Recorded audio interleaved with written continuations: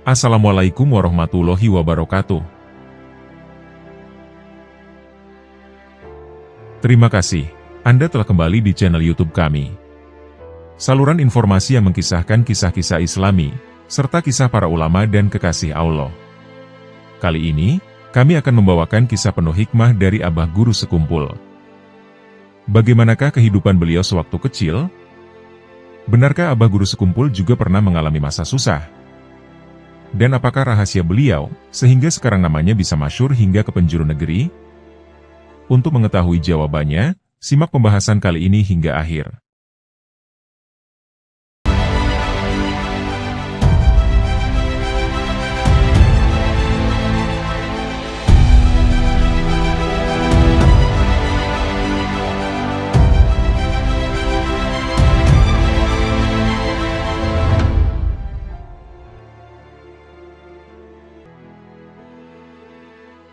Kiai Haji Muhammad Zaini bin Abdul Ghani, atau Guru Zaini, atau Guru Ijai, atau yang juga akrab dipanggil Abah Guru Sekumpul Martapura. Beliau adalah seorang ulama sekaligus waliullah besar, yang pernah lahir di Tanah Banjar, Kalimantan Selatan. Diketahui, Abah Guru Sekumpul adalah keturunan dari ulama besar Kalimantan, Syekh Muhammad Arsyad Al-Banjari. Maka tak heran, jika namanya sering disandingkan dengan sang waliullah tersebut, atau yang juga dikenal sebagai Datu Kalampayan. Sosok Abah Guru Sekumpul begitu harsimatik, sehingga disegani dan dicintai masyarakat dari berbagai golongan. Mulai dari kalangan ulama, pejabat, hingga para artis, yang mereka ingin sekali berjumpa dengan Guru Zaini. Kendati demikian, beliau tak membeda-bedakan tamunya, dan beliau sangat menyayangi mereka semua. Abah Guru Sekumpul adalah seorang sosok ulama teladan umat. Tak hanya dikenal sebagai seorang ulama yang penuh ilmu, namun beliau juga dikenal sebagai sosok yang berakhlak mulia, pemaaf, ramah, penolong, dan juga gemar bersedekah. Banyak sekali riwayat yang menceritakan kisah tentang akhlak mulia beliau, serta perjuangan hidup beliau, mulai saat beliau masih kecil, hingga menjadi seorang ulama besar negeri ini. Berikut ini telah kami rangkumkan kisah-kisah penuh hikmah dari Abah Guru Sekumpul. Berikut kisah-kisah beliau selengkapnya.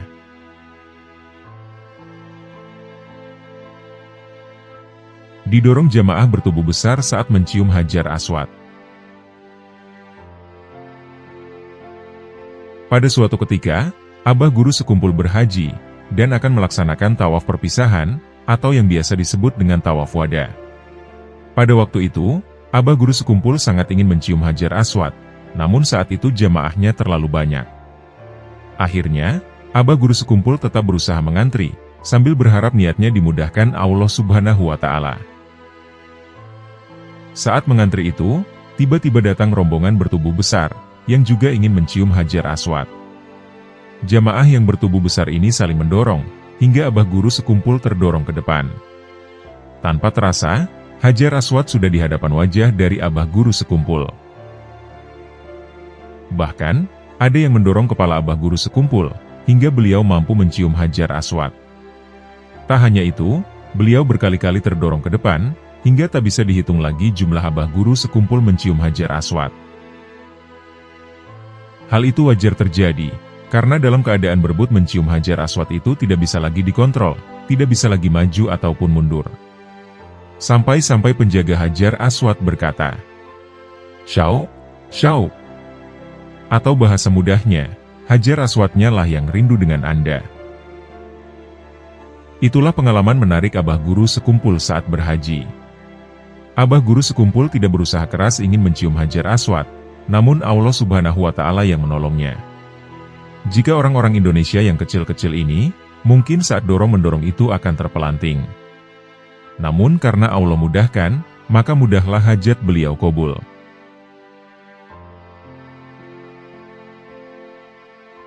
Surutnya banjir ketika Abah Guru Sekumpul lewat.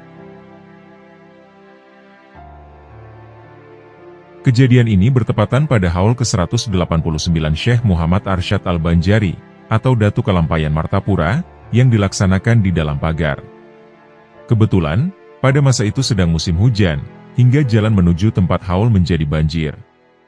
Oleh sebab itu, hal ini sempat mencemaskan panitia pelaksana, karena jalanan tersebut akan dilalui oleh Syekh Muhammad Zaini bin Abdul Ghani, atau Abah Guru Sekumpul.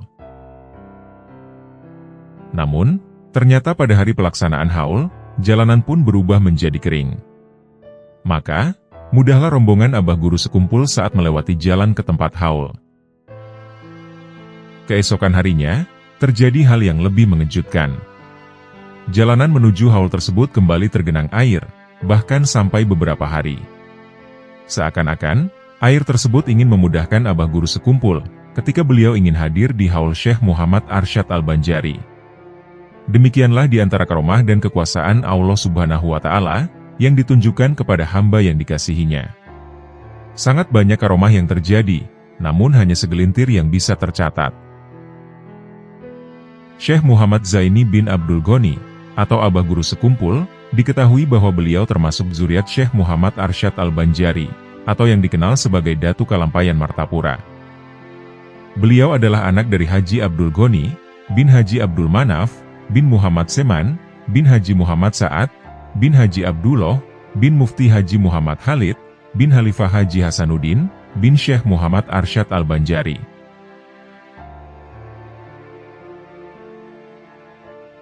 Memberi makan 3.000 jamaah murid beliau. Selain alim ilmu agama, Abah Guru Sekumpul juga memiliki sifat yang luar biasa pemurah. Hal ini terlihat ketika Abah Guru Sekumpul memberi makan murid-murid beliau di majelis ilmu. Murid-murid yang ikut majelis ilmu beliau pada hari Rabu, jumlah orangnya kurang lebih 3.000-an. Setelah selesai acara, semuanya diberi jamuan makan. Sedangkan pada hari-hari lainnya, mereka diberi jamuan minum dan roti. Begitu juga kepada tamu yang datang ke rumah beliau, semuanya selalu diberi jamuan makan. Ketika beliau diundang ke suatu acara, maka beliau selalu menyumbangkan harta beliau untuk pelaksanaan acara tersebut, baru beliau ikut berhadir. Artinya, beliau berjihad dengan harta terlebih dahulu, kemudian dengan anggota badan. Beliau benar-benar mengamalkan apa-apa yang terkandung dalam Al-Quran, seperti berjihad dengan harta dan tenaga. Khususnya ketika beliau diundang ke suatu acara, yang sifatnya adalah dakwah Islamiyah.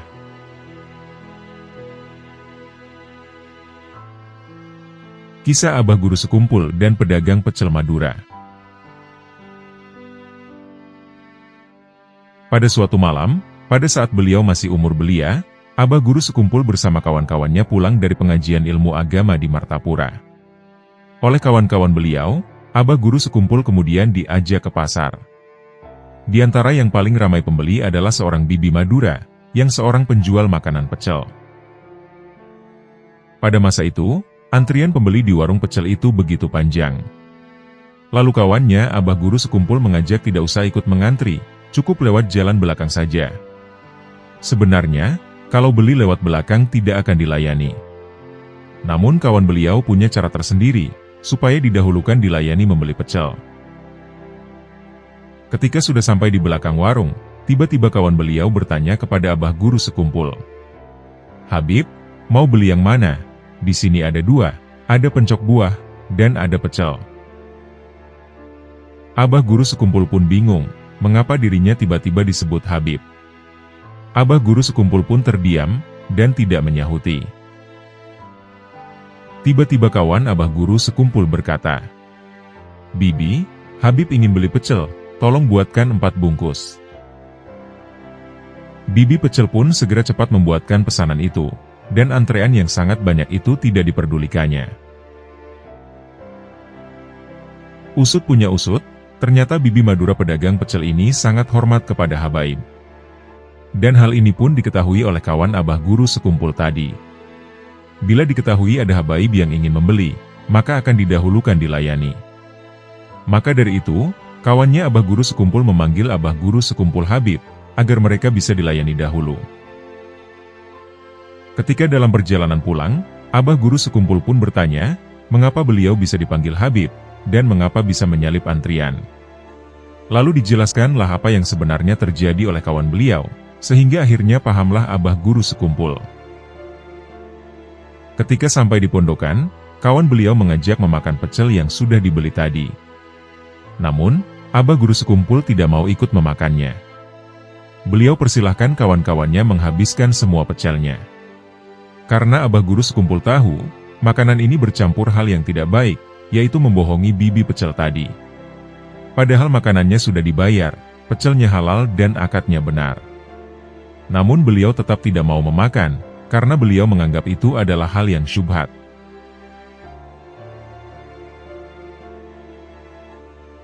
Abah guru sekumpul sosok yang suka bersedekah. Abah guru sekumpul, atau Kiai Haji Zaini bin Abdul Ghani Martapura, beliau adalah seorang ulama karismatik Kalimantan Selatan. Selain alim ilmu agamanya, beliau memiliki jiwa sosial yang luar biasa, yang bisa kita teladani. Mulai dari memberi makan burung liar, membantu yatim dan janda, hingga bersedekah kepada non-muslim.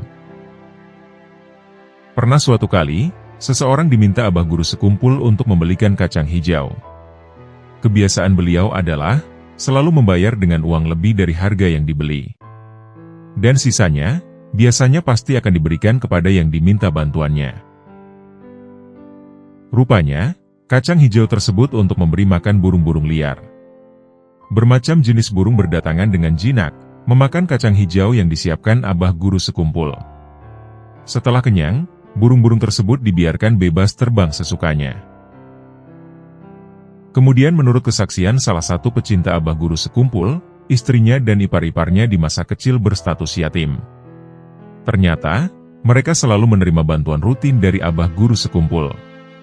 Padahal, jarak rumah dengan Abah guru sekumpul lumayan jauh, dan ia tidak ada hubungan kekerabatan. Ini menunjukkan perhatian beliau terhadap anak-anak yatim. Bukan hanya dari famili, tapi juga yang tidak ada hubungan keluarga. Lalu saat Abah guru sekumpul di usia tua, guru-guru beliau banyak yang sudah wafat. Ternyata, Abah guru sekumpul memberi sedekah kepada janda-janda guru beliau. Prinsip yang beliau pegang adalah, bila PNS menerima dana pensiun dari pemerintah, maka janda guru agama atau ulama, seharusnya mereka menerima tunjangan dari murid-muridnya. Pernah juga diceritakan salah seorang murid beliau, yang turut saat Abah guru sekumpul berobat ke Surabaya. Ketika itu, Abah guru sekumpul memerintahkan membeli beras dalam jumlah banyak, dan meminta dibagikan kepada seluruh karyawan rumah sakit. Karena keheranan, murid Abah guru sekumpul pun bertanya, "Abah, tidak semua karyawan beragama Islam." Maka dijawablah oleh Abah guru sekumpul, bagaimana perasaan mereka yang tidak menerima bagian, ketika melihat temannya sesama karyawan mendapat bagian beras? Itulah sosok Abah guru sekumpul. Beliau tak hanya dikenal sebagai seorang ulama alim, namun beliau juga dikenal sebagai sosok yang ahli sedekah.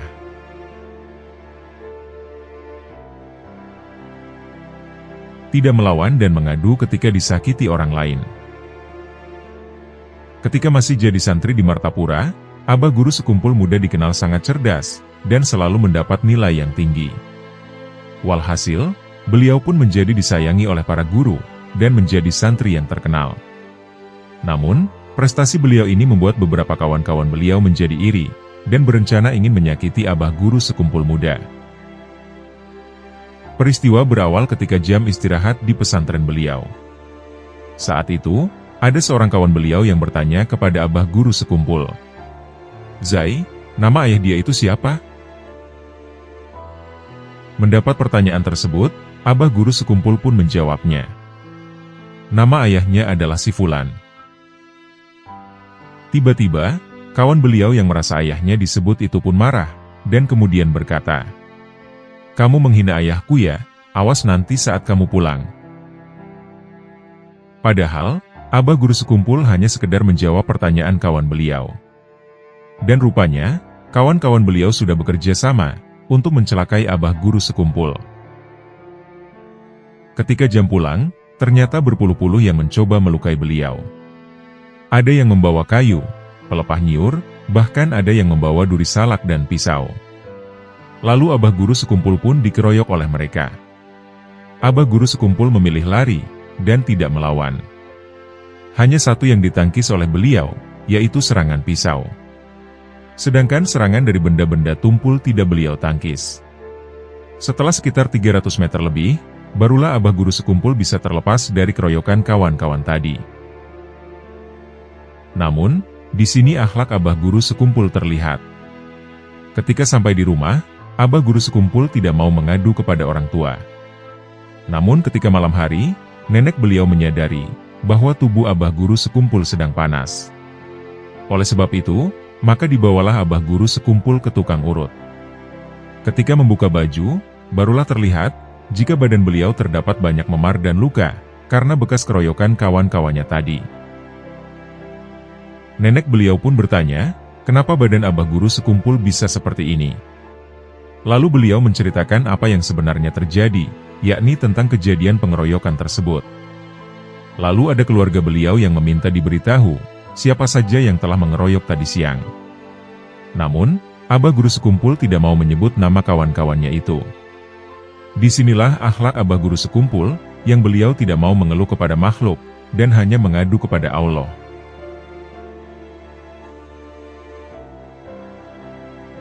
Kisah Abah Guru Sekumpul dan pedagang durian. Suatu ketika, Abah Guru Sekumpul dan kawan-kawan beliau ingin membeli durian. Saat itu, beliau dan kawan-kawan membeli durian di kebun durian, tepatnya daerah Cempaka Martapura. Singkat cerita, Abah Guru Sekumpul pergi ke kebun durian tersebut, dan bertemu dengan penjual buah durian. Kemudian Abah Guru Sekumpul dan kawan-kawan dipersilahkan mencicipi durian, untuk memastikan rasanya. Tiba-tiba ada kawan beliau bertanya kepada si penjual tersebut, siapa yang menanam durian ini? Lalu penjual itu menjawab, jika yang menanam pohon durian ini adalah ayahnya yang sudah meninggal. Tiba-tiba, ada kawan dari Abah Guru Sekumpul memiliki ide yang tak disangka-sangka. Rupanya, kawan beliau meminta izin bertahlil untuk ayah si penjual durian itu. Tentu si penjual durian itu dengan senang hati memperbolehkan. Tahlil pun dimulai, dan penjual durian itu membukakan beberapa biji durian lagi, untuk disuguhkan kepada Abah Guru Sekumpul dan kawan-kawan. Rupanya, ide tahlilan itu diniatkan supaya mendapatkan durian gratis. Saat itu, penjual durian pun merasa sampai terharu, sebab dirinya sendiri tidak pernah mendoakan sang ayah. Bahkan, Abah Guru Sekumpul dan kawan-kawan diberi lagi beberapa biji durian secara gratis, untuk dibawa mereka pulang. Ketika pulang, senanglah hati kawan-kawan beliau, karena mendapatkan durian gratis. Namun berbeda dengan apa yang dirasakan Abah Guru Sekumpul. Beliau tidak mau memakan durian-durian tersebut. Abah Guru Sekumpul hanya mau memakan durian gratis, yang memang disediakan di awal untuk dicicipi. Sedangkan durian yang diberi saat tahlil dan diberi untuk saku pulang, beliau tidak mau memakannya. Lantas, mengapa beliau bersikap demikian? Karena bagi Abah Guru Sekumpul, itu adalah hal yang syubhat. Karena buah durian itu didapat dengan tahlil, yang diniatkan untuk mendapatkan durian gratis. Artinya, tahlilnya tidak karena Allah Subhanahu wa Ta'ala. Disinilah luar biasa waronya Abah Guru Sekumpul. Inilah yang membuat hidupnya Abah Guru Sekumpul sangat berkah, dan ilmunya bisa bermanfaat bagi masyarakat luas.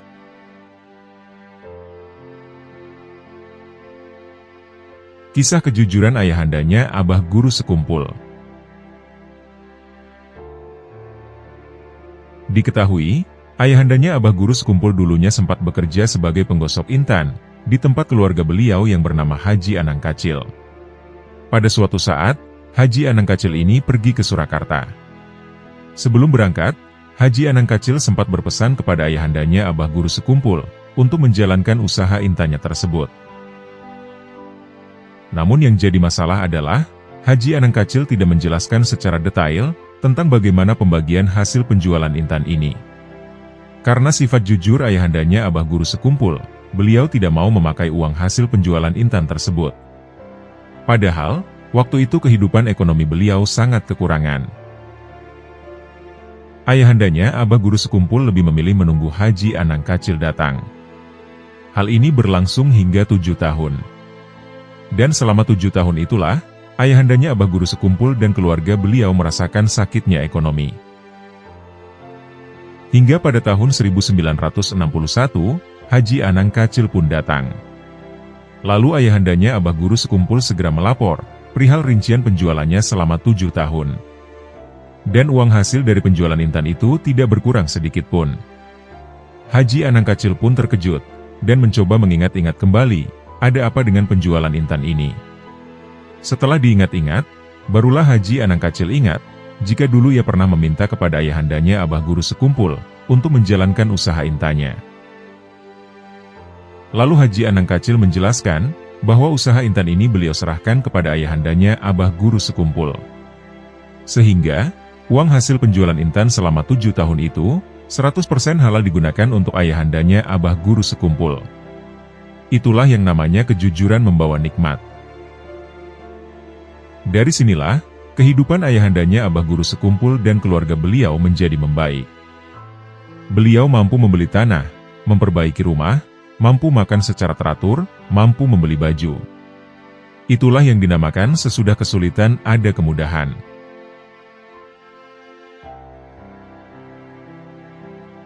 Keteladanan ayah Abah Guru Sekumpul kepada sang guru. Abah Guru Sekumpul Martapura adalah anak dari seorang soleh, yang bernama Haji Abdul Goni. Diriwayatkan, Haji Abdul Goni sempat merasakan ekonomi yang lemah. Namun lemahnya ekonomi itu, tidak menyurutkan sifat pemurah beliau kepada guru, yang telah mengajari sang anak. Menurut riwayat, Abah Guru Sekumpul saat kecil pernah belajar mengaji kepada Guru Hasan di Martapura. Sebelum pergi mengaji, Haji Abdul Goni selalu membekali sang anak dengan sebotol minyak tanah kecil, untuk diberikan kepada sang guru. Hal ini menunjukkan, bahwa Haji Abdul Goni tetap berusaha menjadi seorang yang pemurah, walau beliau sendiri sedang sulit ekonomi. Beliau tetap memperhatikan kehidupan dan berusaha meringankan beban hidup sang guru. Maka tak pula heran kalau beliau disebut seorang yang arif billah. Karena sifat pemurahnya, beliau dan tak pernah mengeluh terhadap setiap cobaan hidup. Tak juga mengherankan, kalau beliau akhirnya menurunkan zuriat seorang ulama sebesar, yakni Syekh Muhammad Zaini bin Abdul Goni, atau yang kita kenal sebagai Abah Guru Sekumpul Martapura. Diketahui, Haji Abdul Goni juga seorang zuriat Datu Kalampayan Martapura.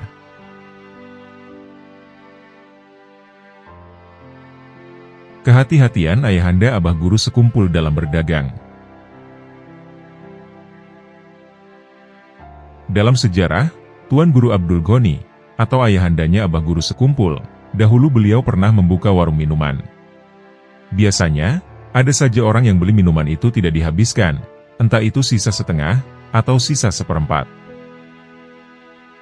Bila orang yang tidak habis tadi ingin pulang, maka Tuan Abdul Goni biasanya meminta izin kepada mereka, untuk membersihkan sisa air dalam gelas tersebut.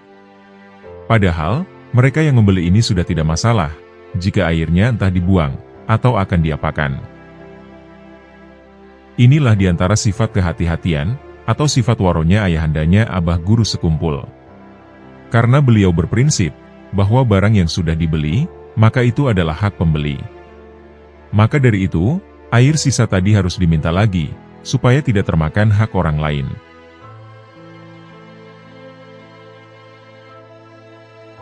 Bertemu sosok waliullah di Padang Arafah.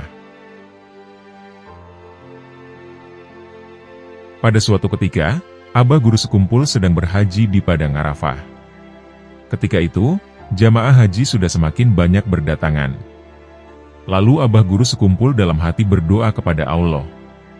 Ya Allah, hamba percaya, bahwa setiap 40 orang beriman berkumpul, pasti ada satu orang yang wali Allah di dalamnya. Pada saat ini begitu banyak orang yang berkumpul, dan hamba ingin diperlihatkan satu saja seorang waliullah. Sesudah berdoa, tiba-tiba lewatlah seorang Arab yang bertalbiyah, namun lafaz talbiyahnya sedikit berbeda. Labaik Allahumma labaik, semua orang baik-baik. Kata orang Arab tadi, ketika mengucap kalimat talbiyah yang terdengar aneh. Padahal, orang itu benar-benar orang Arab asli, tapi bisa berbahasa Indonesia, dan kalimat talbiyahnya berbeda. Semua orang pun bingung, termasuk juga Abah Guru Sekumpul. Tiba-tiba Abah Guru Sekumpul teringat, bahwa tadi beliau berdoa meminta diperlihatkan seorang wali Allah. Boleh jadi, orang Arab tadi adalah sosok walinya Allah. Abah guru sekumpul pun kemudian hendak mencari orang Arab tadi, untuk setidaknya bersalaman mengambil berkah, namun pada akhirnya beliau tidak menemukannya. Namun, ada satu pelajaran penting dari kalimat talbiyah orang Arab tadi. Labaik Allahumma labaik, semua orang baik-baik. Yang artinya semua orang itu baik, dan tidak ada yang jahat.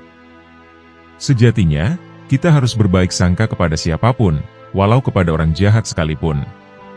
Sebab kita tidak tahu, siapa tahu kelak dia akan mendapat hidayah, dan menjadi lebih mulia daripada kita, bahkan bisa menjadi walinya Allah. Intisarinya adalah, berbaik sangkalah kepada semua makhluk.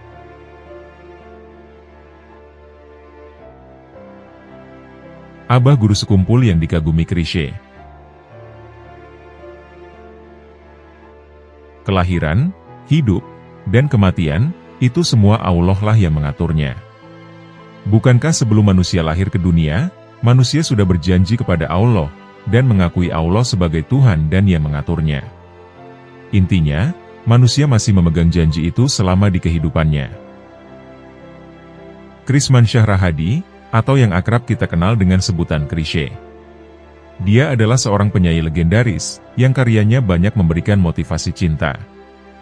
Dia sangat disukai, sebab lirik lagunya yang nyaman didengar, dan disanjung banyak orang, pencipta lagu, seakan-akan karena merekalah lagu itu diperuntukkan. Hikmah yang terbesar dalam diri dan kehidupan Krisye adalah, bahwa ia mempunyai kesempatan untuk memeluk agama Islam, dan meninggalkan agamanya yang terdahulu. Dan keislamannya tersebut, tidak lepas dari bimbingan Syekh Muhammad Zaini bin Abdul Ghani. Asal-muasal pertemuan Krisye dengan Abah Guru, ketika saudaranya mengajak ke Martapura, untuk menemui sosok Abah Guru sekumpul. Dikatakan, saat itu Krisye sangat antusias sekali untuk bertemu sang ulama karismatik tersebut. Karena selama ini, kesuksesan yang diperolehnya terasa hampa dan tiada makna, tanpa ada bimbingan agama, dan harus ada perimbangan yang bersifat spiritual, dan hal yang meneguhkan iman. Akhirnya, Krisye menginjakkan kaki pertama kali di Sekumpul, tepatnya sekitar tahun 90-an. Sejak itu, Krisye sering pergi ke Martapura, dan juga ikut mengaji di tengah-tengah para hadirin majelis Abah Guru di Sekumpul. Krisye juga tidak henti-hentinya meminta nasihat dengan beliau. Ketika Abah Guru mengatakan, "Kamu memang sedang digodok oleh Allah," maka Krisye semakin meneguhkan keyakinannya, dan memantapkan keimanannya kepada Allah. Dan nasihat yang didapat dari Abah Guru, agar Krisye sering bersilaturahmi kepada para ulama, kiai, dan habaib, terlebih Krisye tinggal di Jakarta. Abah Guru menyarankan, agar ia mengikuti pengajian Habib Abu Bakar di Jakarta. Sesuai yang disarankan Abah Guru, Krisye pun bersama keluarganya, rajin mengikuti pengajian tersebut setiap hari Ahad. Selain berupa pengajian, Krisye dan keluarga membaca Maulid Simtud Duror dan juga Rotibul Hadat, di majelisnya Habib Abu Bakar. Ada juga nasihat dari Abah Guru lagi, agar jika dirinya mampir ke Solo, jangan lupa sowan meluangkan waktu, untuk bersilaturahmi ke tempat Habib Anis. Perkenalan Krisye dengan Habib Anis berawal dari konser di Surabaya, Solo, Bandung, dan Jakarta. Dan ketika konser di Solo itulah, Krisye sempat meminta diantar ke tempat Habib Anis. Namun sayangnya, mereka yang membuat konser tersebut, bukanlah dari kalangan yang mengerti tentang hal-hal yang seperti ini. Akan tetapi dengan semangat, mereka bekerja keras mencari tempat Habib Anis. Dan alhamdulillah, akhirnya ketemu juga. Begitulah kisah awal pertemuan penyanyi legendaris tersebut dengan Habib Anis. Dan setiap Habib Anis ke Jakarta, Krisye tidak pernah lupa untuk bersilaturahmi, dan meminta nasihat kepada beliau. Subhanallah. Itulah sisi lain sosok Krisye, di balik figurnya yang sebagai seorang penyanyi. Meski dia adalah seorang mualaf, namun dirinya mempunyai keimanan yang teguh. Dia menjaga amanah keimanannya sebagai ruh agama. Karena, umur yang diberikan Allah kepada kita adalah amanah. Sekarang Krisye telah tiada, dan berhasil menjaga amanah keimanannya. Dia pun meninggal dalam keadaan tenang, dengan diringi bacaan Al-Quran dari anak dan istrinya. Ia sukses membina keluarga sakinah mawaddah, sesuai dengan tuntunan agama. Ia menghadap keharibaan Allah di malam mulia nan istimewa, yakni di hari Jumat Al-Mubarak. Siang Jumatnya, jenazah Krisye disaksikan oleh banyak umat Islam, dan disolatkan ketika sholat Jumat diadakan.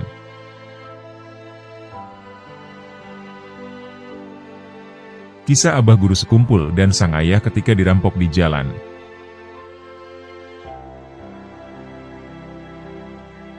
Suatu hari, saat Abah Guru Sekumpul masih kecil, beliau pernah ikut mencari ikan bersama sang ayah. Pada hari itu, beliau dan sang ayah mendapat sangat banyak ikan yang besar-besar. Lalu, pulanglah beliau dan sang ayah ke rumah dengan senang hati, karena hari itu akan makan enak. Ketika di perjalanan, Abah Guru Sekumpul dan ayah beliau melewati suatu jembatan. Kebetulan, di jembatan itu ada seorang laki-laki menghadang di tengah jembatan. Ketika berpapasan, tiba-tiba laki-laki itu merampas ikan Abah Guru Sekumpul, dan segera berlari. Seketika, beliau berdua terkaget, bahkan sampai tidak bisa berbicara lagi. Lalu ayah beliau mengingatkan, "Nak, ingatlah, ini bukan perbuatan makhluk. Semua yang terjadi ini adalah perbuatan Allah Subhanahu wa Ta'ala." Ayahandanya Abah Guru Sekumpul mengingatkan, jangan memandang ini perbuatan makhluk, sebab itu semua adalah ujian dari Allah, dan supaya kita dapat sabar dan ridho. Dan Abah Guru Sekumpul pun mengiyakan, dan pada hari itu mereka tidak jadi makan ikan di rumah. Itulah pendidikan yang berkesan bagi Abah Guru Sekumpul. Walau ayah beliau bukan seorang tamatan pondok pesantren, namun pemahaman agama dan makrifatnya sungguh luar biasa. Beliau mampu selalu ingat kepada Allah di setiap keadaan. Ayahandanya Abah Guru Sekumpul bernama Haji Abdul Goni.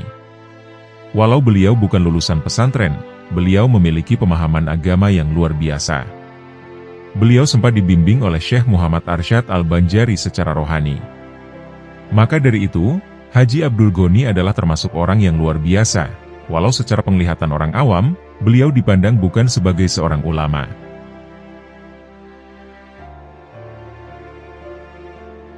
Alasan mengapa banyak didatangi para tokoh nasional. Abah Guru Sekumpul adalah ulama besar Martapura. Tak hanya terkenal di Kalsel, tapi beliau juga terkenal sampai seluruh Indonesia. Hal ini terbukti dengan banyaknya tokoh-tokoh nasional yang kerap mengunjungi Abah Guru Sekumpul. Tokoh yang berkunjung berasal dari berbagai kalangan. Mulai dari artis seperti Krisye, lalu ada Presiden Gus Dur, sampai dai kondang seperti almarhum Kiai Haji Zainuddin MZ.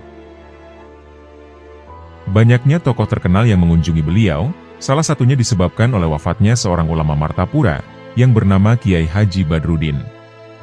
Diketahui, Kiai Haji Badruddin adalah seorang ulama, sekaligus pejabat tinggi negara. Lalu apabila para pejabat atau tokoh nasional hendak bersilaturahmi dengan ulama Kalsel, pastilah lewat Kiai Haji Badruddin dahulu. Pada saat Kiai Haji Badruddin masih hidup, Abah Guru Sekumpul tak punya banyak hubungan dengan para pejabat tinggi negara. Lalu setelah wafat Kiai Haji Badruddin, banyaklah para tokoh-tokoh terkenal mendatangi Abah Guru Sekumpul. Baik untuk sekedar silaturahmi, atau ingin minta barokah. Di antara yang pernah berkunjung adalah mantan Presiden Indonesia keempat RI, Kiai Haji Abdurrahman Wahid, atau yang dikenal sebagai Gus Dur. Kemudian ada juga mantan Presiden RI Megawati, serta mantan Wakil Presiden Hamzah Has. Dan kebanyakan tamu yang menemui beliau adalah para menteri, seperti Pak Harmoko, Alwi Shihab, Said Agil Husin Al-Munawar, Wiranto, Akbar Tanjung, Sri Hardianti Indra Rukmana, Tarmizi Taher, Sri Sultan Hamengkubuwono ke-10, Samsul Muarif, Kiai Tolha Hasan, Fahmi Idris, Ali Marwan Hanan, dan masih banyak lagi tokoh nasional yang lain. Banyak juga para pejabat tinggi TNI yang berkunjung ke Abah Guru Sekumpul. Begitu juga pejabat tinggi Polri, kebanyakan mereka yang berkunjung adalah para Kapolda. Yang sering membuat heboh di Martapura, adalah kedatangan para artis yang mengunjungi Abah Guru Sekumpul.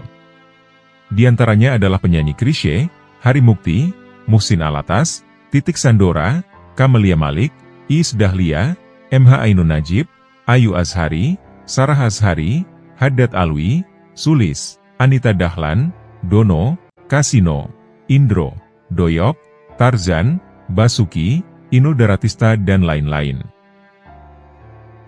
Bahkan, tokoh dari luar negeri juga datang seperti menteri dari Malaysia, Hadramaut, Makkah, dan lain-lain. Tokoh ulama juga banyak seperti Kiai Haji Zainuddin MZ, A'agim, Ustadz Arifin Ilham, para habaib, dan lain-lain. Semua orang tersebut ingin dekat, dan mengambil berkah dari Abah Guru Sekumpul.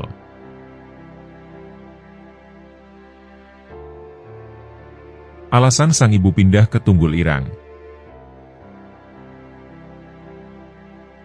Dalam catatan sejarah, Abah Guru Sekumpul dilahirkan di Tunggul Irang, Martapura. Kelahiran beliau di Tunggul Irang ternyata memiliki kisah tersendiri yang berkaitan dengan penjajahan Jepang dan Habib Basirih. Ketika ibundanya Abah Guru Sekumpul sedang mengandung, beliau berkunjung ke Habib Basirih. Lalu atas saran Habib Basirih, ibundanya Abah Guru Sekumpul disarankan pindah ke Tunggul Irang seberang saja. Karena pada masa itu, pihak penjajah Jepang sangat banyak di daerah keraton atau Martapura. Maka dari itu, pindahlah ibundanya Abah Guru ke Tunggul Irang seberang. Adapun lokasi kepindahan ibundanya Abah Guru Sekumpul, lebih tepatnya di belakang kubah Kiai Haji Husin Qodri Martapura. Tempat pindahnya beliau ini juga dekat dengan rumah Tuan Guru Abdurrahman, atau yang dikenal sebagai Tuan Ji Adu atau Guru Adu. Tuan Haji Abdurrahman, atau Tuan Ji Adu, beliau adalah seorang wali Allah yang luar biasa alim, dan banyak memiliki karomah. Pihak penjajah Belanda dan Jepang pun, ketika hendak masuk kampung Tunggul Irang, mereka semua selalu batal. Karena pada saat itu, para penjajah melihat kampung Tunggul Irang hanya nampak hutan, dan tidak ada perkampungan. Maka dari itu, ibundanya Abah Guru Sekumpul memilih kampung Tunggul Irang sebagai tempat tinggal. Hingga pada akhirnya, lahirlah anak beliau, yakni Syekh Muhammad Zaini bin Abdul Ghani, atau yang akhirnya kita kenal sebagai Abah Guru Sekumpul Martapura.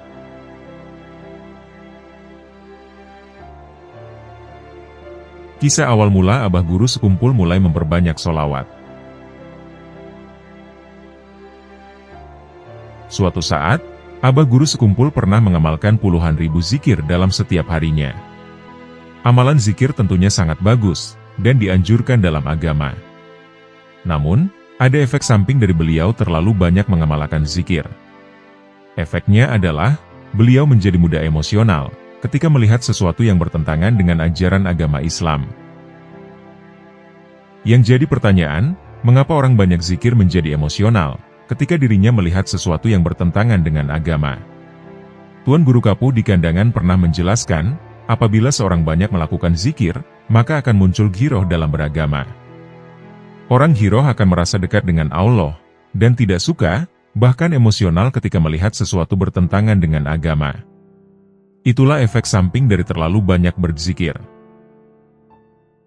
Emosionalnya orang yang ghiroh dalam agama, sebenarnya itu adalah hal yang positif.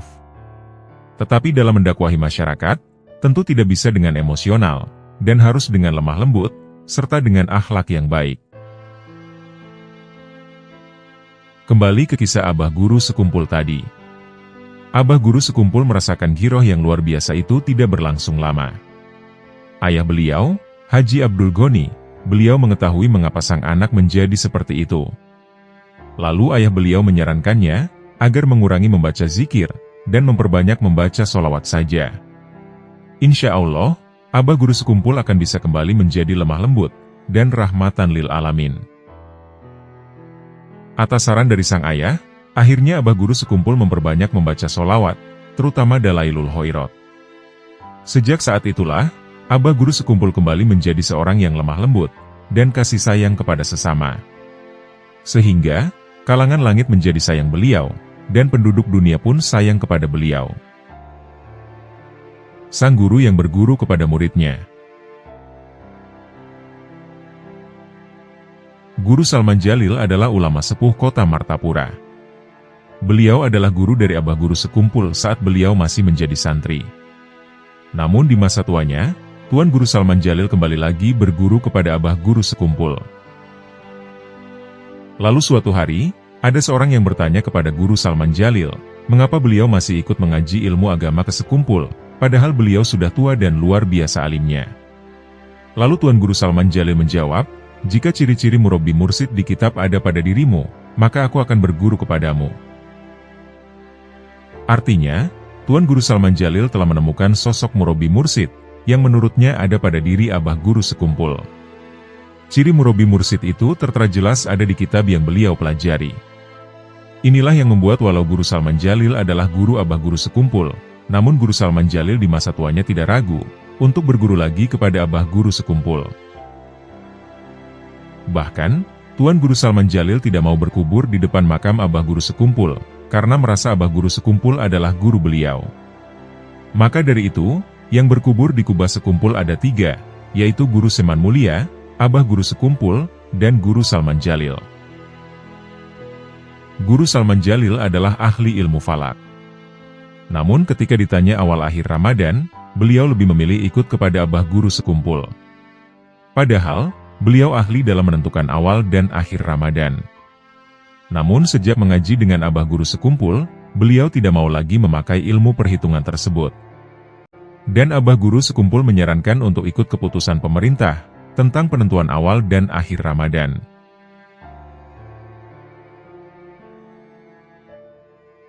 Syarat jika Abah Guru Sekumpul ingin mengajar. Suatu ketika, Abah Guru Sekumpul sudah tamat belajar di Ponpes Darussalam Martapura. Beliau pun kemudian dipanggil oleh para guru-guru besar Ponpes Darussalam, seperti Syekh Anang Syaroni, Kiai Haji Abdul Qadir Hasan, dan lain-lain. Rupanya, pemanggilan ini bertujuan untuk meminta Abah Guru Sekumpul bersedia mengajar di Ponpes Darussalam Martapura. Abah Guru Sekumpul tidak langsung menerima ataupun menolaknya. Beliau meminta waktu dahulu untuk bermusyawarah kepada sang ayah dan ibu. Inilah akhlak dari sosok Abah Guru Sekumpul. Bila ada sesuatu hal, maka tak ada salahnya diskusikan dulu dengan orang tuanya. Abah Guru Sekumpul pun segera meminta izin kepada kedua orang tua beliau. Secara umum, pastilah orang tua manapun pasti setuju. Karena dari sekian banyak lulusan Darussalam saat itu, hanya 4 orang sajalah yang dipilih menjadi guru, termasuk diantaranya adalah Abah Guru Sekumpul. Artinya, Abah Guru Sekumpul termasuk orang pilihan yang pintar, dan dinilai sanggup dalam mengajar. Namun, saat itu malah keluar jawaban tak terduga dari ayahandanya Abah Guru Sekumpul. Ayahandanya Abah Guru Sekumpul pun berkata, "Pesan ayah satu saja, jangan ada niatan ingin mencari nafkah dari hasil mengajar itu, dan mengajarlah ikhlas karena Allah. Bila kamu sanggup seperti itu, maka silahkan saja kamu mengajar." Walhasil, Abah Guru Sekumpul pun menyanggupi nasihat dari sang ayah. Akhirnya, Abah Guru Sekumpul pun menerima permintaan mengajar yang ditawarkan oleh guru-guru Ponpes Darussalam tadi. Ayahandanya Abah Guru Sekumpul bernama Haji Abdul Goni. Walau beliau bukan lulusan pesantren, beliau memiliki pemahaman agama yang luar biasa. Beliau sempat dibimbing oleh Syekh Muhammad Arsyad Al-Banjari secara rohani.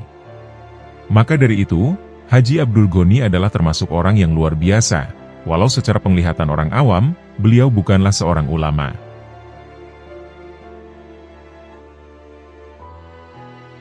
Totalitas Abah Guru Sekumpul dalam mengajar. Abah Guru Sekumpul dulu sempat menjadi guru di Ponpes Darussalam Martapura. Saat itu, beliau ditugaskan mengajar di kelas 4 Ibtidaiyah. Menurut riwayat, Abah Guru Sekumpul begitu totalitas dalam mengajar. Waktu dan tenaga dicurahkan kepada bidang pendidikan. Bahkan, Abah Guru Sekumpul sering sampai larut malam untuk memeriksa PR dari para santri. Beliau juga sering mempersiapkan bagaimana mengajar kepada santri yang kurang memahami pelajaran. Supaya semua santri bisa mengerti, bukan hanya santri pintar saja yang faham. Hasilnya, murid santri Abah Guru Sekumpul banyak yang senang kepada beliau.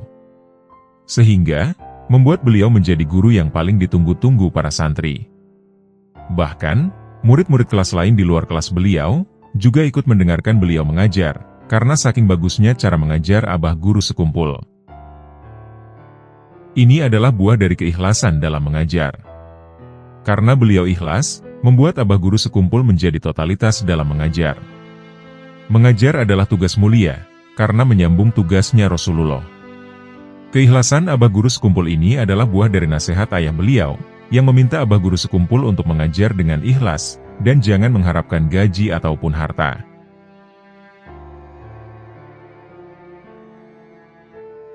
Abah Guru Sekumpul bekerja sambil belajar. Saat Abah Guru Sekumpul masih kecil, beliau sempat sekolah sambil bekerja, demi mencukupi keperluan sehari-hari. Di pagi hari beliau belajar di Ponpes Darussalam Martapura, siangnya ikut menggosok intan bersama ayah beliau. Abah Guru Sekumpul memiliki paman yang bernama Syekh Seman Mulia Al-Banjari. Suatu hari, Syekh Seman Mulia berkunjung ke rumah ibundanya Abah Guru Sekumpul, yaitu Ibunda Hajah Masliyah. Syekh Seman pun bertanya, apa saja yang dikerjakan si Anang sekarang? Perlu diketahui, Anang adalah sebutan dari Syekh Seman Mulia kepada Abah Guru Sekumpul. Maka dijawablah oleh Hajah Masliyah. Dia sekarang sekolah di Ponpes Darussalam, lalu saat siang dia menemani ayahnya menggosok intan. Lalu Syekh Seman Mulia menjawab dengan sebuah perumpamaan. Kamu tahu kan bentuknya botol garam, botolnya memang besar, tapi lubang botolnya kecil. Terpaksa, memuat garamnya harus sedikit demi sedikit ke dalam botol. Kalau dituang langsung, maka akan banyak yang terbuang. Kemudian Syekh Seman melanjutkan. Begitu juga dengan anak-anak. Mereka itu masih terlalu kecil. Kalau belajar sambil bekerja, nanti kedua-duanya malah tidak dapat. Artinya, Syekh Seman Mulia ingin Abah Guru Sekumpul fokus belajar. Sebab kalau belajar sambil bekerja, nanti akan sulit mendapat ilmu. Mendengar nasihat itu, Bunda Masliyah berkata, jadi, bagaimana yang baiknya, Kak? Tanyakan kepada dia, apakah dia mau bekerja atau sekolah, suruh pilih salah satu saja. Kata Syekh Seman Mulia memberi saran. Lalu nenek beliau pun bertanya kepada Abah Guru Sekumpul. Nah, lebih baik kamu salah satu saja, apakah kamu ingin sekolah atau bekerja? Ringkas cerita, akhirnya Abah Guru Sekumpul kecil pun memilih berhenti bekerja, dan tetap sekolah saja. Disinilah Allah membimbing hati beliau tetap belajar, walau mencari uang itu lebih asyik. Lalu ayahandanya Abah Guru Sekumpul mengingatkan. Namun ingat satu hal, bahwa ayahmu ini tidak banyak uang. Bila kamu mau hidup sederhana, silahkan saja berhenti bekerja. Abah Guru Sekumpul pun mengiyakan perkataan ayah beliau. Dan Abah Guru Sekumpul pun terus bersekolah di Ponpes Darussalam, walau dengan ekonomi yang sangat lemah.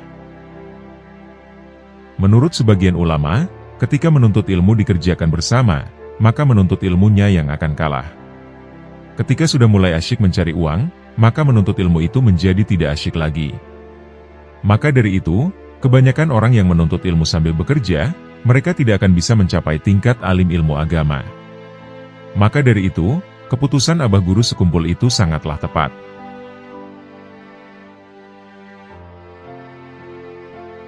Keindahan suara Abah Guru Sekumpul saat di Tanah Suci. Suatu ketika, Abah Guru Sekumpul sedang melaksanakan ibadah haji. Ketika di hotel, ternyata air sedang habis. Hal ini membuat Abah Guru Sekumpul tidak dapat mandi dan minum untuk sementara waktu. Namun, ada penjaga hotel yang merupakan orang Yaman, yang melihat Abah Guru Sekumpul kehausan. Maka dibuatkanlah teh oleh orang Yaman tadi, untuk diberikan kepada Abah Guru Sekumpul. Sambil duduk menikmati teh, Abah Guru pun berqosidah. Karena memang hobi Abah Guru Sekumpul itu senang melantunkan syair. Abah Guru Sekumpul melantunkan qosidah begitu merdu. Rupanya, orang Yaman tadi sangat suka, bahkan sampai terharu. Karena orang Yaman adalah orang Arab, tentunya sangat paham dengan arti dari qosidah tersebut. Qosidah yang begitu merdu dan memuji Rasulullah. Selesai Abah Guru Sekumpul berqosidah, tiba-tiba orang Yaman tadi pergi. Dan tak disangka, orang Yaman tadi kembali datang lagi, dan membawakan air untuk Abah Guru Sekumpul. Akhirnya, Abah Guru Sekumpul dapat mandi dan bersih-bersih. Itulah sedikit pengalaman berkesan Abah Guru Sekumpul saat di Makkah, yang mendapatkan air berkat berqosidah.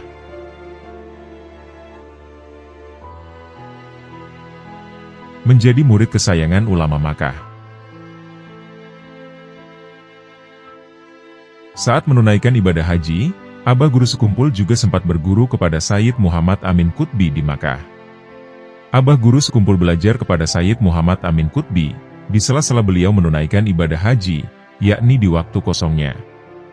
Beliau belajar kepada Sayyid Amin Qutbi, kebanyakan dilakukan di dalam mobil, sambil berjalan-jalan kota Makkah.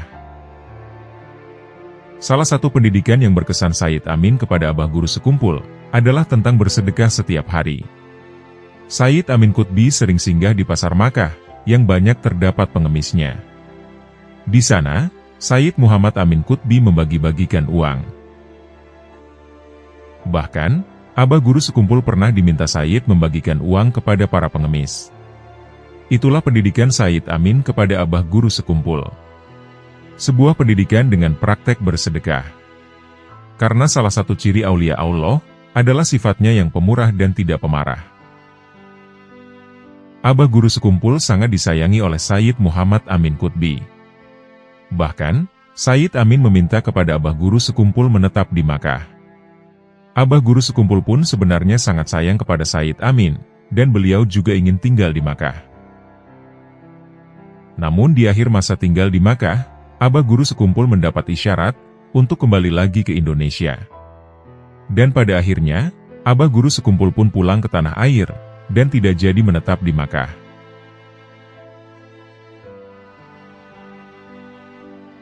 Mampu menirukan nada bacaan Quran secara otodidak. Abah Guru Sekumpul selain luar biasa alim, beliau juga memiliki suara yang sangat indah. Bukan hanya indah, beliau pun mampu menirukan nada mengaji Quran atau syair secara otodidak, hanya dengan mendengarnya saja. Sebagai contoh, pernah suatu ketika ada seorang Habib dari Makassar, hadir di majelis malam Senin Abah Guru Sekumpul. Habib pun membawakan sebuah qosidah yang baru pertama kali beliau dengar. Pada minggu berikutnya, ternyata Abah Guru Sekumpul mampu membawakan syair qosidah, yang minggu lalu dibacakan oleh Habib dari Makassar. Bahkan, sepertinya Abah Guru Sekumpul mampu membawakan syair itu, dan bahkan lebih baik daripada Habib Makassar tersebut. Abah Guru Sekumpul saat masih muda juga terkenal sebagai qori, atau orang yang mampu membacakan Quran dengan nada yang indah. Beliau sering diundangkan ke acara-acara, hingga beliau terkenal sebagai qori tingkat anak-anak.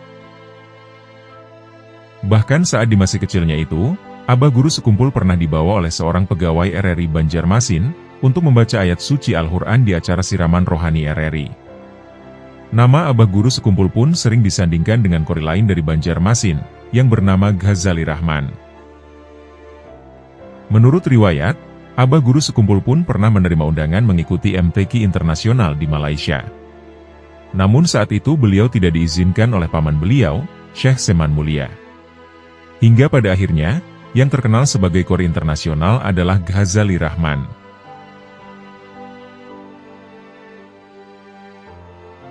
Sempat hendak diikutkan ke MTQ Internasional.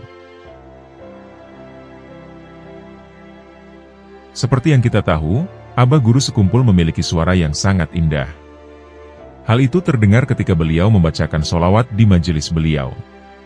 Ternyata, Abah Guru Sekumpul ketika umur anak-anak, beliau sudah terkenal sebagai seorang qori tingkat anak-anak. Beliau juga sering diminta mengisi membaca Al-Quran di acara-acara keagamaan. Bahkan beliau di masa kecilnya juga sering diundang ke radio RRI Banjarmasin. Ketika itu, RRI sedang ada acara siraman rohani. Ada seorang tuan guru yang bertugas memberikan ceramah, dan Abah Guru Sekumpul berperan sebagai pembaca ayat suci Al-Quran sebelum ceramah. Lebih luar biasanya lagi, Abah Guru Sekumpul pernah akan diikutkan MTQ, atau Musabakoh Tilawatil Quran. Pada saat itu, MTQ ini diadakan di Malaysia. Maka, bisa dibilang ini adalah MTQ internasional. Namun, Abah Guru Sekumpul tidak diizinkan oleh paman beliau, Syekh Seman Mulia Al-Banjari. Syekh Seman Mulia adalah paman, sekaligus guru Abah Guru Sekumpul. Syekh Seman Mulia memang seorang yang suka menghindari ketenaran. Maka dari itu, beliau membimbing Abah Guru sekumpul, agar beliau juga tidak terlalu mencari popularitas.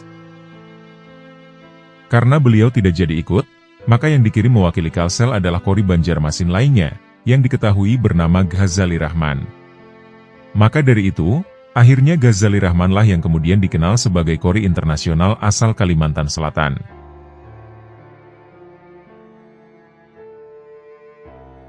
Pelajaran berharga Sang Habib kepada Abah Guru sekumpul. Suatu malam, Abah Guru sekumpul sedang duduk di teras. Tiba-tiba, datanglah Al-Habib Ahmad bin Muhammad As-Segaf. Lalu Habib Ahmad bertanya kepada Abah Guru sekumpul. "Zaini, surah Al-Insyirah sudah turunkan?" tanya Sang Habib kepada Abah Guru. "Inggi sudah Bib," jawab Abah Guru sekumpul. "Lalu kenapa kamu masih melamun?" tanya Sang Habib lagi. Percakapan ini begitu berkesan bagi Abah Guru sekumpul. Kalimat Habib Ahmad itu mengandung pelajaran yang luar biasa. Karena dalam surah Al-Insyirah sudah dijelaskan, bahwa ketika menghadapi satu kesulitan, maka akan datanglah dua kemudahan. Maka dari itu, janganlah sedih ketika menghadapi suatu musibah. Karena di balik satu kesulitan itu, pasti akan diberikan Allah dua kelapangan, kenyamanan, dan kebahagiaan.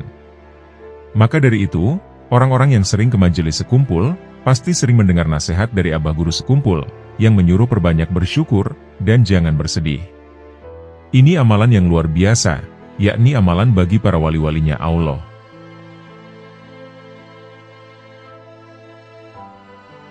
Pertemuan dengan Presiden Soeharto.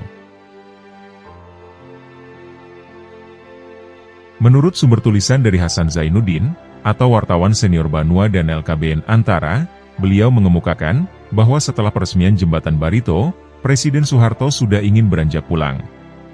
Pada saat akan mau pulang, beliau diberitahu bahwa ada ulama besar Martapura yang bernama Abah Guru sekumpul.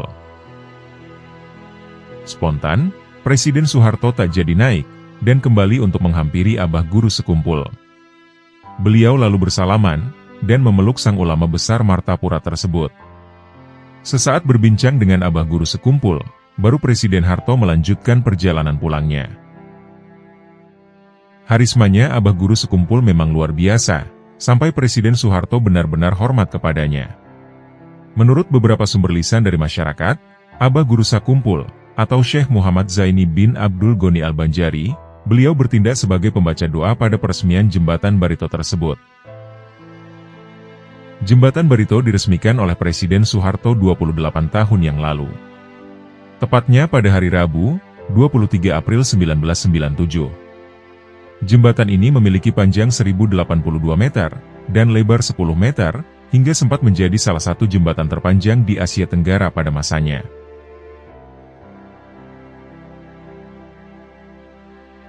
Dididik untuk jadi pemurah oleh Sayyid Amin Qutbi. Ketika Abah Guru sekumpul melaksanakan ibadah haji, beliau juga menuntut ilmu kepada ulama-ulama besar Makkah. Salah satu ulama besar Makkah yang menjadi guru beliau adalah Sayyid Amin Qutbi. Di antara pendidikan Sayyid Amin Qutbi kepada Abah Guru sekumpul, yang berkesan adalah amalan bersedekah setiap hari. Sayyid Amin Qutbi selalu singgah di pasar yang banyak berkumpul pengemis. Lalu Sayyidi Amin Qutbi membagi-bagikan uang beliau. Sayyid Amin Qutbi bahkan pernah menyerahkan uangnya kepada Abah Guru sekumpul, untuk dibagikan kepada para pengemis. Inilah pendidikan pemurah Sayyid Amin Qutbi kepada Abah Guru sekumpul. Pendidikan secara bayal hal, atau secara praktek langsung. Begitulah salah satu sifat wali Allah Subhanahu wa Ta'ala. Seorang wali Allah itu sifat aslinya adalah pemurah, dan tidak pemarah. Dan di antara sifat pemurah adalah suka bersedekah. Sambil membagikan uang, Sayyid Amin Qutbi selalu sambil membaca salah satu ayat Quran. Ayat Quran yang dimaksud artinya kurang lebih berikut ini. Segala perkara pada hari itu hanya milik Allah sendirian.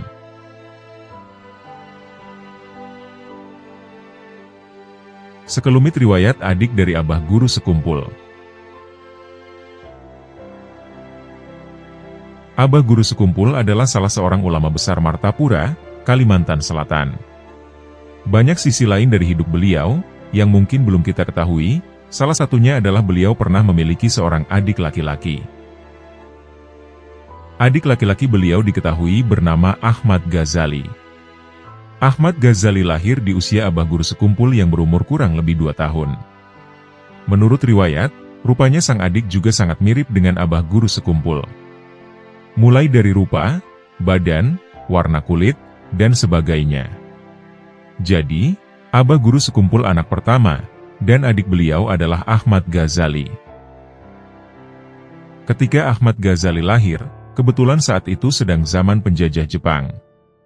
Di zaman itu terjadi wabah penyakit malaria, sehingga Ahmad Ghazali pun ikut terkena penyakit ini di umur 4 atau 5 bulan. Akhirnya, Ahmad Ghazali pun diobati kepada seorang mantri. Namun ternyata umurnya tak dapat ditahan-tahan lagi, maka meninggallah Ahmad Ghazali di umur yang baru sekitar beberapa bulan. Ahmad Ghazali pun dikuburkan di dekat Patimangun Jaya daerah Keraton. Semua sangat bersedih, terutama ayah beliau yang bernama Abdul Goni. Karena saat itu sang ayah baru datang dari perantauan ayah di Jakarta, dan membawakan oleh-oleh pakaian untuk Ahmad Ghazali. Ternyata, anak beliau yang bernama Ahmad Ghazali sudah meninggal dunia.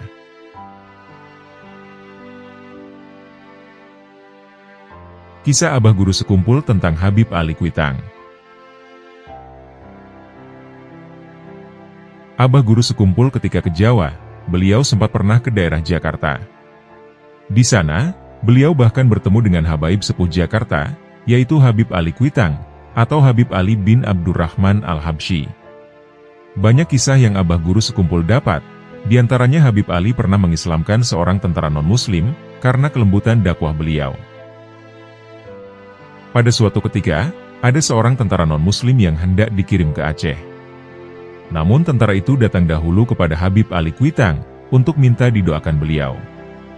Lalu Habib Ali Kuitang mendoakan kepada tentara itu, dan bahkan Habib Ali sempat berbicara kepada para tamu, tentang kemuliaan tentara tersebut. Habib Ali Kuitang berkata, kita harus bersyukur dengan adanya ABRI, atau Tentara Indonesia, karena ini adalah nikmat dari Allah Subhanahu wa Ta'ala.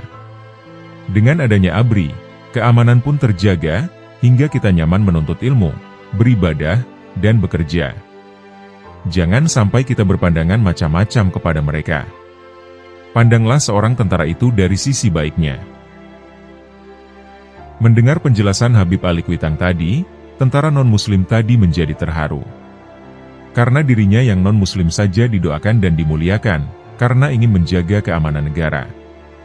Akhirnya, si tentara non-muslim tadi minta dibimbing, untuk membaca 2 kalimat syahadat. Ini pelajaran yang sungguh berharga untuk kita. Dengan yang berbeda agama saja sebenarnya kita harus saling menghormati, sebagaimana sifat Habib Ali Kuitang, apalagi dengan sesama muslim. Jangankan dengan non-muslim, terkadang kita dengan sesama muslim saja sering bertikai. Dan inilah pelajaran berharga dari Habib Ali Kuitang, yang pernah diceritakan oleh Abah Guru Sekumpul.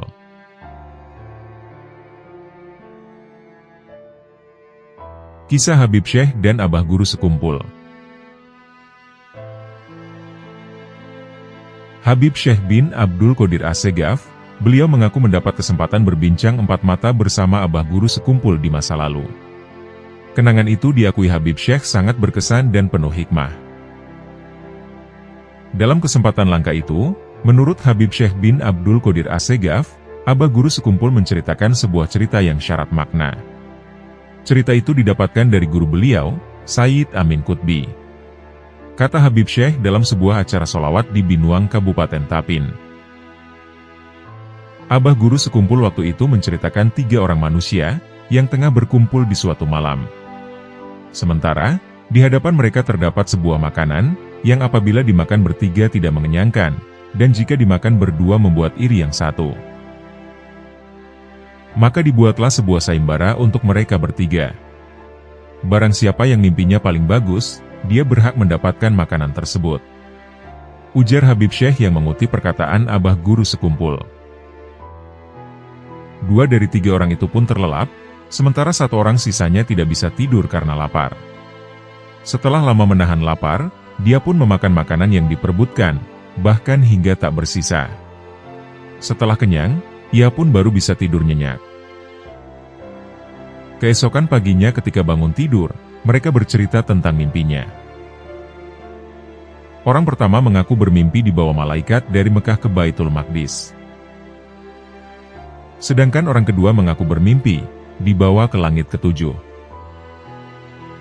Sehingga, tinggal orang ketigalah yang belum bercerita tentang mimpinya.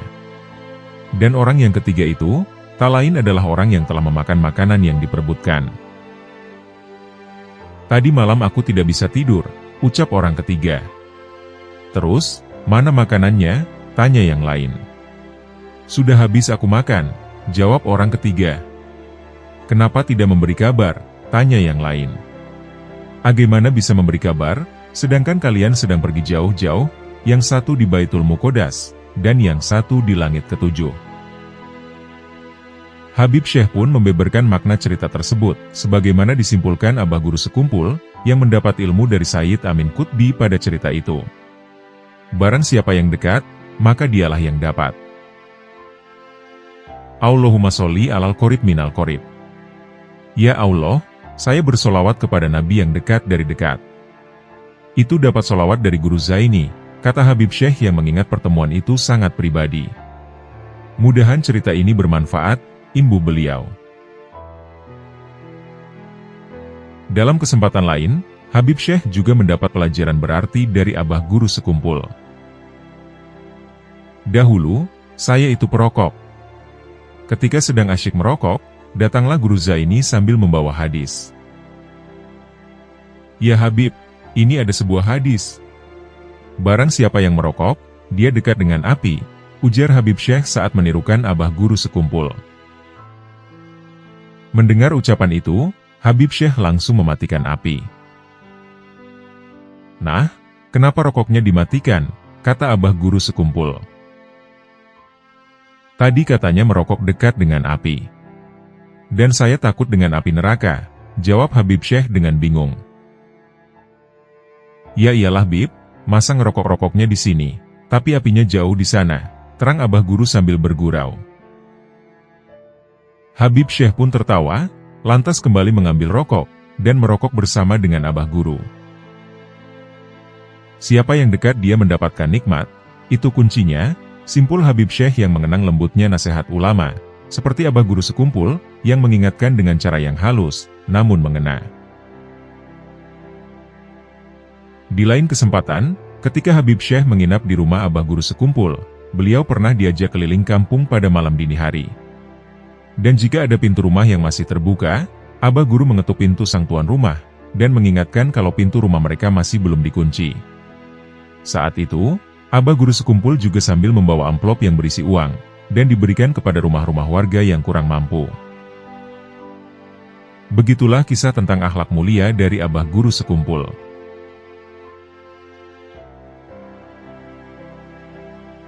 Berguru kepada ulama di luar Martapura. Abah Guru Sekumpul tidak hanya mengaji kepada ulama besar Martapura. Beliau juga banyak menimba ilmu keluar Martapura, seperti ke daerah hulu sungai.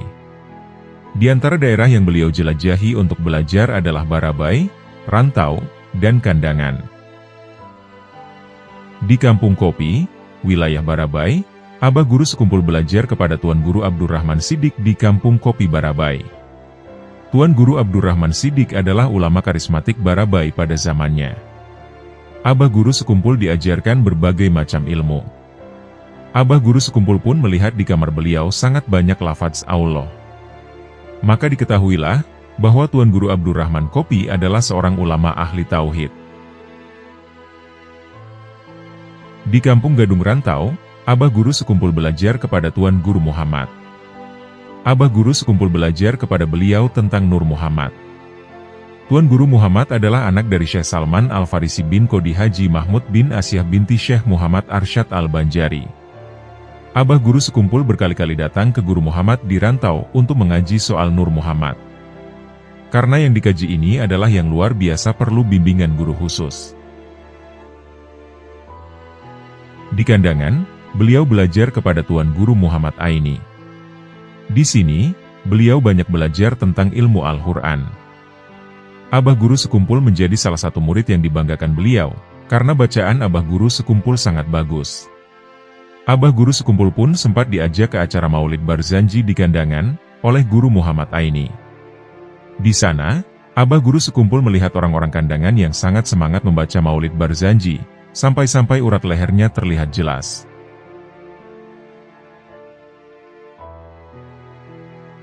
Riwayat hidup ayahandanya Abah Guru Sekumpul. Tuan Guru Haji Abdul Ghani bin Abdul Manaf. Beliau adalah ayah dari ulama besar Kalimantan Selatan, yakni Syekh Muhammad Zaini bin Abdul Ghani.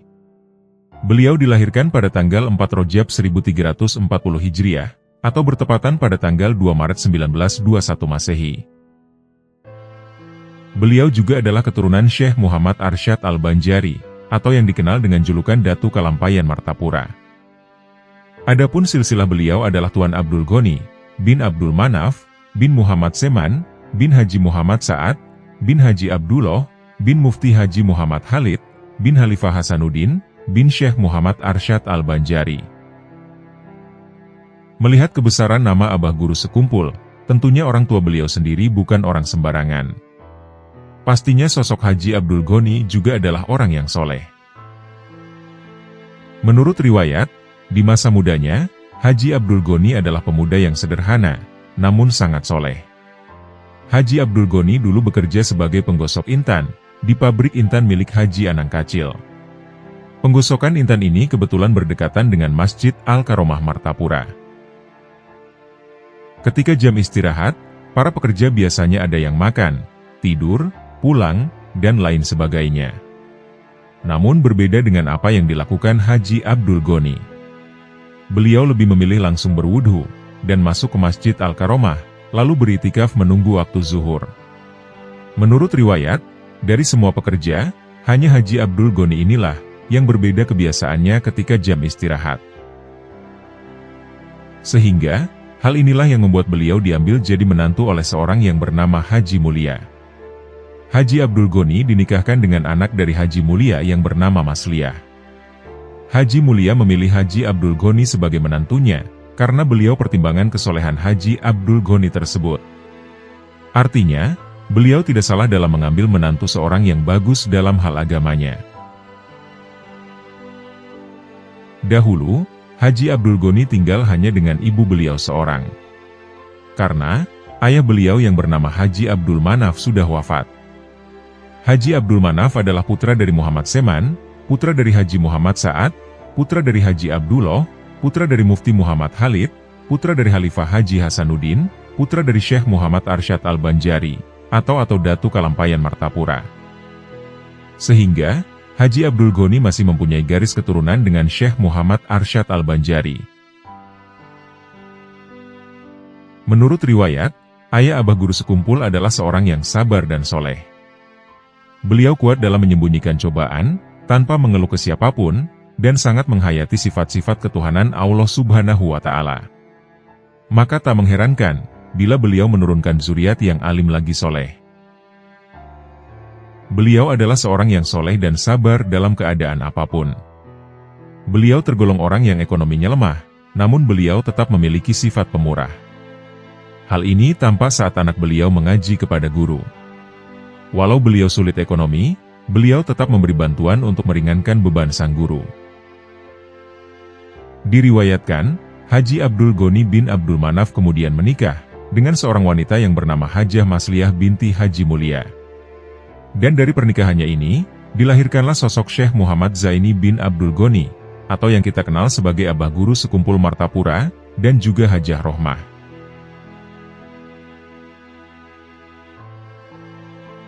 10 wasiat penting dari Abah Guru Sekumpul. Kalimantan Selatan, boleh dibilang menjadi wadah dari lahirnya para ulama besar. Sebut saja Syekh Muhammad Arsyad Al-Banjari, dan juga Abah Tuan Guru Sekumpul Martapura.